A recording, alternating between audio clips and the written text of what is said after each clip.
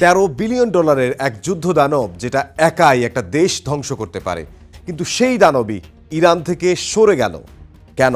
Drone বনাম রণতরী, missile বনাম super power, শেষ পর্যন্ত কে জিতবে?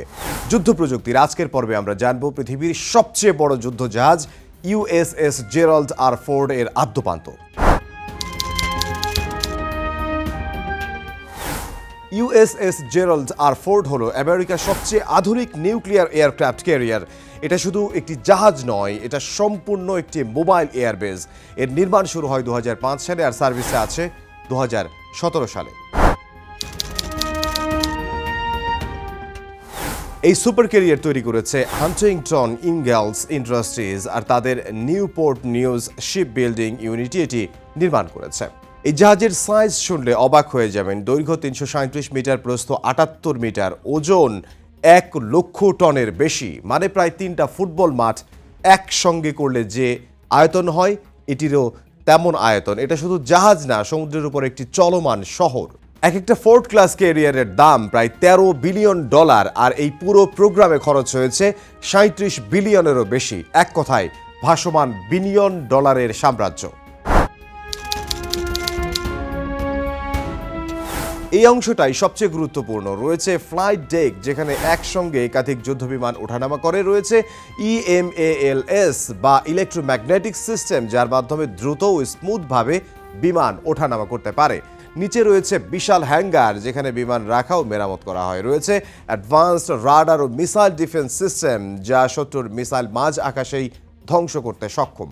এতে 2টি নিউক্লিয়ার রিঅ্যাক্টর রয়েছে, তাই 20 থেকে 25 বছর জ্বালানি ছাড়াই চলতে পারে। ভাসমান শহরের 5000-এর বেশি মানুষ বসবাস করে। রয়েছে তাদের জন্য থাকার জায়গা, ক্যান্টিন, রান্নাঘর, এমনকি হাসপাতালও রয়েছে। মানে পুরো একটি শহরের মতো লাইফ সাপোর্ট সিস্টেম রয়েছে এই রণতরীতে। এটাই যুদ্ধের মস্তিষ্ক। এতে স্যাটেলাইট, রাডার, কমিউনিকেশন সবকিছু নিয়ন্ত্রণ করা হয়।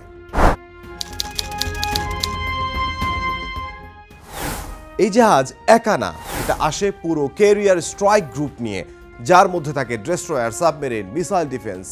একসাথে তারা আকাশ দখল, সমুদ্র দখল এবং দূর থেকে আঘাত করতে পারে।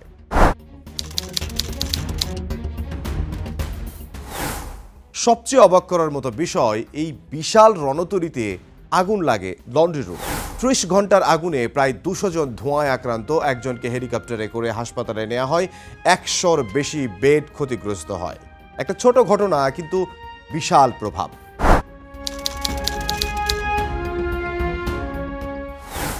রণতরীটি এখন যাচ্ছে গ্রিসের সৌদা বেতে। এখানে গিয়ে মেরামত করা হবে, নাবিকরা বিশ্রাম নেবে, এর সিস্টেম আপডেট করা হবে।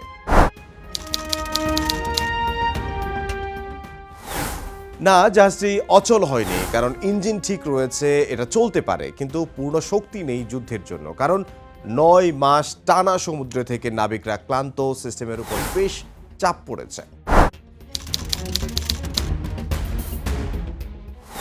পশ্চিমা গণমাধ্যমের খবর, অগ্নিকাণ্ডের ঘটনায় ক্ষতিগ্রস্ত হয়েছে, তাই এটাকে রিপেয়ার করা, নাবিকদের বিশ্রাম দেয়া এবং কৌশলগত অবস্থান পরিবর্তন করা হচ্ছে। সম্ভবত অন্য ক্যারিয়ার দিয়ে রিপ্লেস করা হবে।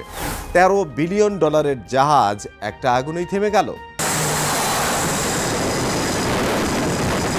তাহলে প্রশ্ন হলো, সস্তা ড্রোন কি এগুলোকে হারাতে পারবে? ভবিষ্যতে কি এই ক্যারিয়ারগুলো অপ্রাসঙ্গিক হয়ে যাবে?